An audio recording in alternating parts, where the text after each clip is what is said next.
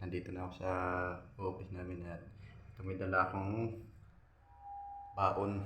Ayan, nagbadala akong baon.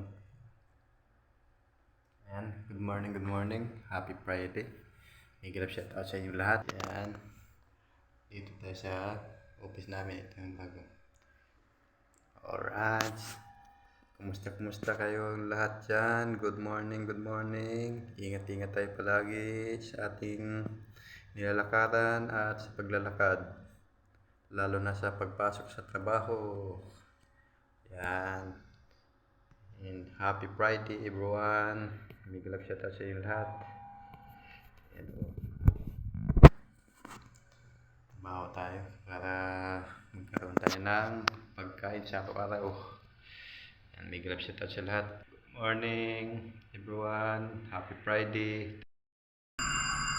Hello mga kababay. Good morning. Happy Friday mga kababay. At ito, nandito na naman ako ulit sa basement 1. Ito, bago na naman yung i-testing namin. Hindi na itong full heights. Turnstile na barrier, flap barrier. Yan. Nadaanan pa rin ng tao to yung testing namin. Yan. Ngayon sa nakabox pa yan. Maya bubuksan ko na rin to. Alright, dito lang muna mga kababay, maya konti. Mga kababay, good morning. Ito pala yung mga tinisting namin yung nakaraan. Tapos nung isang araw, kailan ba yun? Wednesday o Thursday. Ibang nag-testing dito. Yan. Nandito ako ngayon sa basement 1. So, nakita ko lang sa inyo yung tinapos ng mga kasama ng tinisting. Tinisting nila lahat. Wala na naiwan doon. Ayun, dati mayroon dyan. Ngayon, nandito na lahat. Kasi ito palang mga tinisting mga kasama ko mga kababay. Kaya nga hindi namin na-testing dahil nasa labas kami. Nagkaroon din ng walang pasok. Yung ibang may pasok dito na pina-schedule. Yan, kaya sila nito, testing.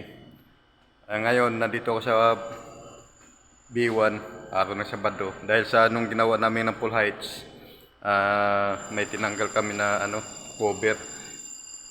Papalitan lang namin palibago ng cover. Kasi may tinanggal kami doon sa mismong unit, yung device, yung cover sa device tinanggal namin kasi bawal nga. Ayan o, yan dyan kami magtatanggal mamaya. Sa ngayon dito muna ako sa baba sa B1 at naantay ko pa yung kasama ko dahil sa yung ikakabit namin dyan, ibabalik namin na hindi ko alam kung saan nakalagay. Siya ang nakakalam. Alright. Hanggang dito lahat yung video at maraming salamat.